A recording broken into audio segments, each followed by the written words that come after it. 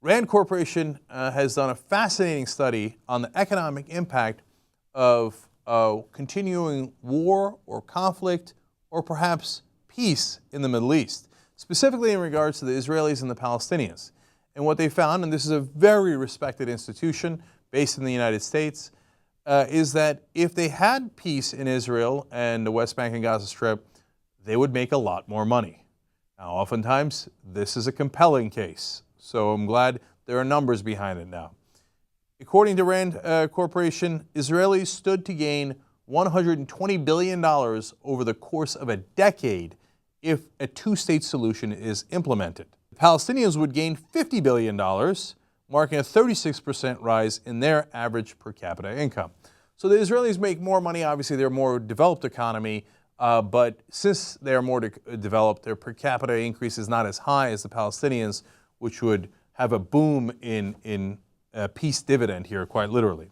Now, what happens if they continue with the conflict? Well, Rand explains, in contrast, the Israeli economy would lose $250 billion in foregone economic opportunities and a return to violence. The Palestinians would see their per capita gross domestic product fall by as much as 46%, which would, of course, be devastating. So war is not good for Israel, at least economically.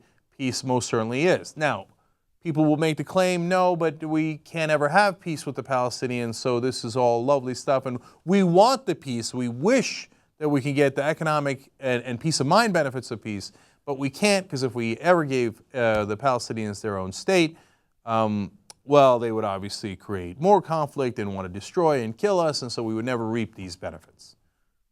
I don't believe that at all. I believe that there are significantly violent players in the Palestinian side and also on the Israeli side. Now remember, Palestine is not occupying Israel.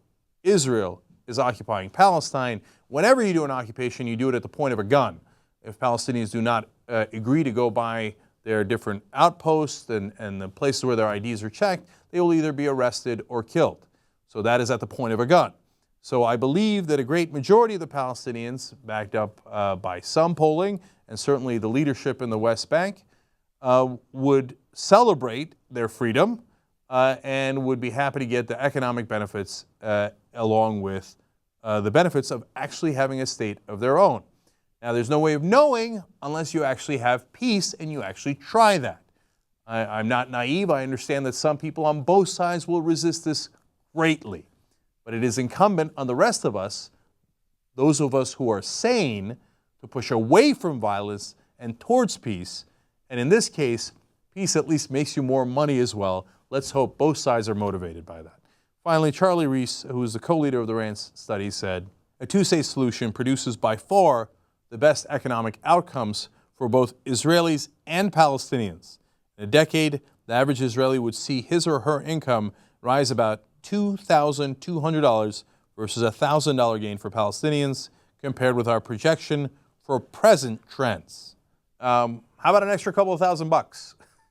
That's a good peace dividend. I would love for both the Israelis and the Palestinians to have that, and most importantly, so they stop killing each other and occupying and threatening one another.